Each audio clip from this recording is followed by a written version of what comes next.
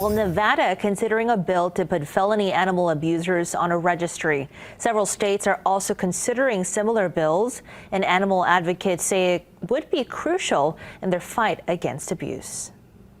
On Monday, Assembly Bill 350 will be introduced. This bill will essentially put convicted animal abusers on a registry, and they would be banned from owning or living with animals.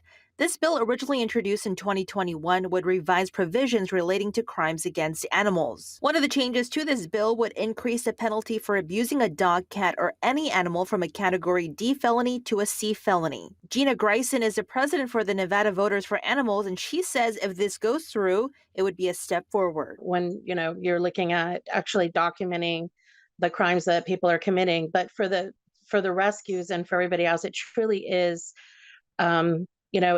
it allows people to know so that we don't adopt, so that rescues don't adopt to people like that who have committed felony crimes. In 2011, Greisen authored Cooneys Law. It states animal cruelty cases can be prosecuted as a felony on the first offense. The law named after a dog who was injured and ultimately died. In the state of Nevada, a first-time offense is typically a misdemeanor punishable by up to 6 months in jail, up to 120 hours of community service, and up to $1,000 in fines plus restitution.